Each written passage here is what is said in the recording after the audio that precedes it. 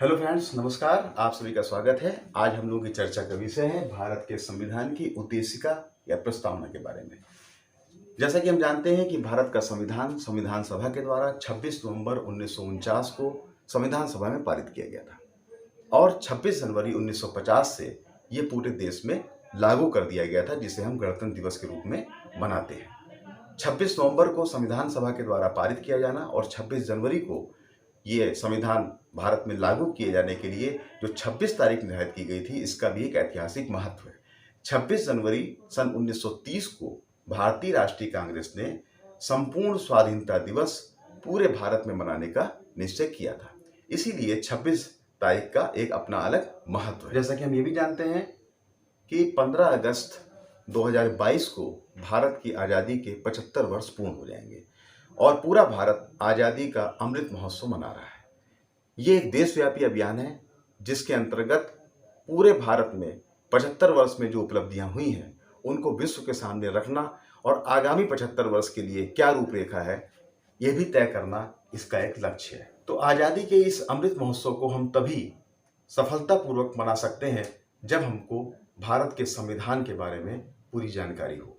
भारत के संविधान की उद्देशिका पूरे की पूरे संविधान की भावना को परिलक्षित करती है। भारत के संविधान की उद्देशिका पंडित जवाहरलाल नेहरू के द्वारा प्रस्तुत उद्देश्य प्रस्ताव पर आधारित है। तो आइए शुरू करते हैं भारत के संविधान की उद्देशिका। इसकी शुरुआत होती है हम भारत के लोग, अर्थात इस पूरे संविधान को हम सभी भारत के लोग अंगीकृत, अधिनियमित और आत्मार्पित करते हैं। हम भारत के लोग भारत को एक संपूर्ण प्रभुत्व संपन्न का मतलब यह हुआ कि भारत जो है वो बाहरी और आंतरिक किसी प्रकार की शक्ति के अधीन नहीं है, बल्कि भारत जो है वो किसी भी बाहरी या आंतरिक कोई भी फैसला लेने के लिए स्वतंत्र है। इसके ऊपर कोई सत्ता नहीं है। भारत जो है वो एक संपूर्ण प्रभुत्व संपन्न है। समाजवादी, पंथ निरपेक्ष। देखिए, इसको नीले से लिखा गया है इसलिए कि ये जो दो वर्ड हैं ये 1976 में जो 42वां संविधान संशोधन हुआ था उसमें इस प्रस्तावना जो है उसमें समाजवादी, पंथ निरपेक्ष और अखंडता शब्द को जोड़ा गया था।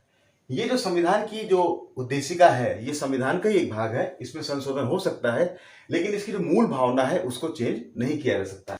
जो समाजवादी शब्द जोड़ा गया था इसका तात्पर्य यह था कि भारत में एक कल्याणकारी राज्य की स्थापना होगी और यह समाजवाद महात्मा गांधी और पंडित जवाहरलाल नेहरू की सोच पर आधारित था। अर्थात इसमें संघर्ष को स्थान नहीं था, बल्कि मेल मिलाप और बंधुता के आधार पर उत्पादन के सभी साधनों पर सार्वजनिक स्वामित्व होने के साथ साथ इसका जो वितरण होगा वह न्यायोचित ढंग से होगा। पंथ निरपेक्ष अर्थात भारत का अपना कोई भी धर्म नहीं होगा, बल्कि यहाँ पर रहने वाले सभी नागरिकों को अपने धर्म को मानने की स्वतंत्रता होगी।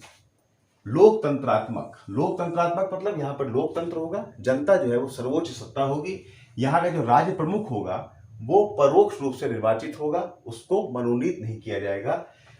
गणराज्य बनाने के लिए उसके समस्त नागरिकों को सामाजिक, आर्थिक और राजनीतिक न्याय, देखिए 3 प्रकार के न्याय की बात की गई है। सामाजिक न्याय मतलब वहां पे कोई भेदभाव का स्थान नहीं है, समाज में सभी लोग बराबर हैं। आर्थिक न्याय का मतलब यह हुआ कि यहाँ पर उत्पादन और वितरण के जो साधन होंगे वो न्यायोचित होंगे। राजनीतिक न्याय की बात कही गई है, अर्थात हर व्यक्ति को शासन संचालन की प्रक्रिया में भाग लेने का अधिकार होगा। विचार, अभिव्यक्ति, विश्वास, धर्म और उपासना की स्वतंत्रता होगी।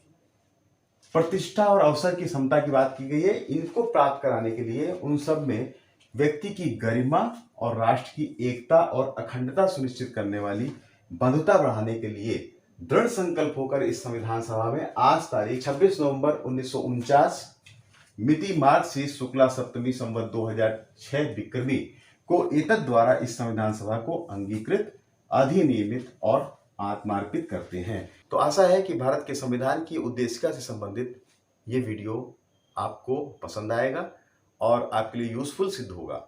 इसी आशा के साथ बहुत बहुत धन्यवाद। नमस्कार। जय हिंद।